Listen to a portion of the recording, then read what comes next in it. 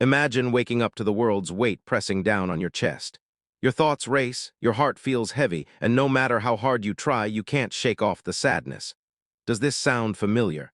Many people, including Muslims, are silently struggling with anxiety and depression. In a world that moves so fast, it's easy to feel lost and helpless in moments of emotional turmoil. However, in Islam, tawakkul, trust in Allah, teaches us that Allah has a plan for us, even in the darkest times. When you trust Allah's plan, you surrender your worries, knowing He knows your struggles. Studies have shown that people who lean on their faith during distress experience greater emotional resilience. Trusting in Allah helps relieve the feelings of fear and uncertainty, grounding you with emotional strength. Anxiety and depression may follow suit, but only if it is left to fester and self-consume, then may it have an effect on a person's level of faith, iman. Having said that, however, there is always a path to recovery, and by the same virtue of illustrating stories of the past, the Quran is also a comprehensive guide on how to find the remedies, both internally. Prophet Muhammad, the man of perfected intellect, manners, piety, and faith, was recorded to have cried in his humanness, whether it was for family or friends when caught in poorly situations, as in the one of Taif, finding desperate resolutions to avoid battles, and even when talking to Allah. It is perfectly acceptable to cry in desperation to Allah. Crying is not a sign of a weak iman, but a testament of our beliefs that we are in need of His constant help and guidance. Imagine Yunus' desperation when he was swallowed by the whale. Imagine the teardrops of Moses' mother watching her baby drift off in a basket towards the castle of a mass murderer. Remember the tears of depression shed by Zachariah when asking Allah for a son for the very last time. Think of the many years of distraught of Moses' future father-in-law, having to send out his 2 young girls to work in a sea of disbelieving men because he was too old and frail to work. The common thread that marks strength in faith lies in their tears that they shed, while calling to Allah for help.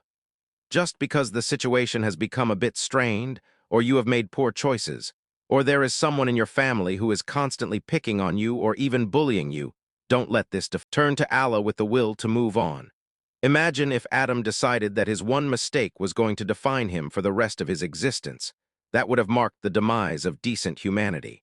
This does not mean that we should trivialize the sins that we commit, but own and acknowledge them in order to pave a way to move. As with Adam, he immediately admitted his wrongdoings and turned to Allah for forgiveness, and Allah blessed him with the gift of du'a to always stay connected with Him.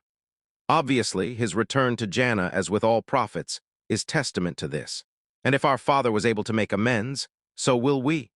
This worldly life dunya is merely a glimpse of Jannah, so it is wrong for us to think that it should be lived as paradise. Think of trials as a way to grow stronger and more committed to Allah, and the harder they are, the stronger we should feel desperate for Allah's mercy.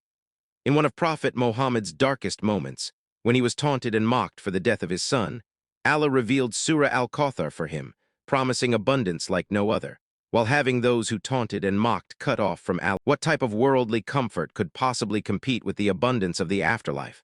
Helping others out is an integral belief and practice of our faith.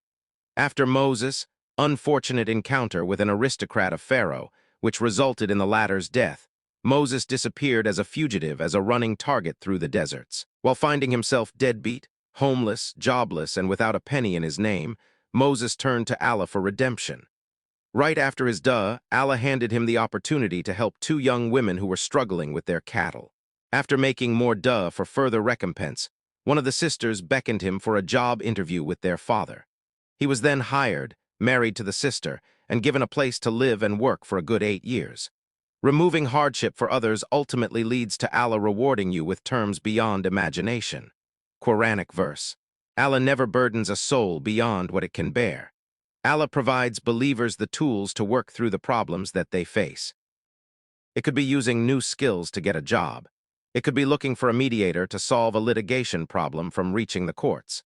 And it could be taking new classes to chart out a new career path or even resolve parenting issues. In fact, we live in a world with abundant resources to get help. Find opportunities for counseling, look for a support group, reach out to sympathetic family members. Don't remain docile. Don't turn obsolete, work on a plan to move forwards and in turn also closer to Allah. Surah Al-Baqarah reminds us how we may hate something that is good for us and love something that is bad for us. In dealing with bad situations, We never know how it would help us grow individually. Trusting that Allah is the best of planners helps put many difficulties into perspective, and it pushes us to persevere onwards without losing faith. Our Iman, belief in Qadar and belief in the hereafter, are important facets in believing that not only will rewards surface in Jannah, but all accounts will be put into balance on the Day of Judgment.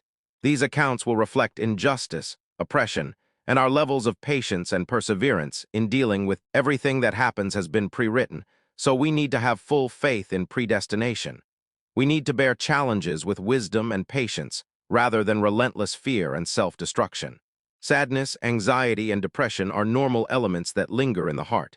They come and they get resolved.